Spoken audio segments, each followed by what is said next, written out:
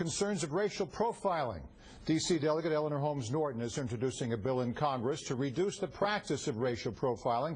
She joins us now live on the Newsline. First of all, Delegate Norton, how does one legislate against racial profiling, and how big of a problem is it? Well, actually, Trayvon Martin, the Trayvon Martin incident, the unarmed youngster who was killed by a neighborhood watch member, could not perhaps have been reached by federal legislation, but I found a way to reach it and got such a provision included about a half years ago in a surface transportation bill allowing for states to apply for grants to train police and to develop racial profiling laws and other ways to avoid racial profiling on federal roads. As you know, many of the complaints about racial profiling come when an officer stops a resident.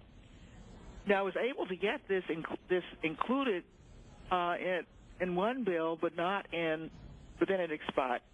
Then it expired, and I wanted it included in a bill, new surface transportation bill that will have to come out by the end of the 213th Congress, because racial profiling of all the forms of discrimination in our country remains largely unaddressed.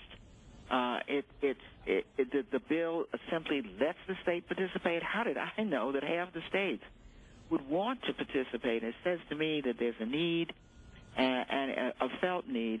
So I hope to get this bill renewed. It seemed to me on the first anniversary of the unfortunate, the tragic killing of this youngster, would be a good time to get the attention of the Congress. You really thought this through, so it's attached to the new surface transportation bill. It was attached to the transportation bill that expired in 2009.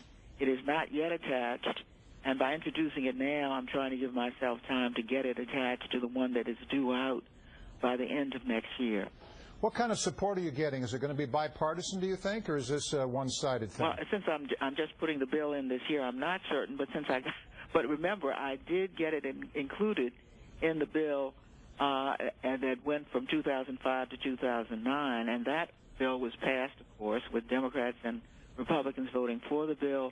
And I do think I have a decent chance of getting what is a voluntary program included in the next surface transportation bill, considering that half the states actually applied for these grants and the money would be there. So what's the timeline? When are we going to see something move on this next one? You would probably not hear whether this had been included until the surface transportation bill itself was aired. And that's likely to be at the end of this year or the beginning of next year. Well, by being proactive, so you want to do more training, make law enforcement and others more aware of what they need to know that helps them broaden their perspective so that they become better officers when they're making these stops. Is that precisely right? So? And since racial profiling laws would be difficult to develop at the federal level, it could be done. It would be difficult.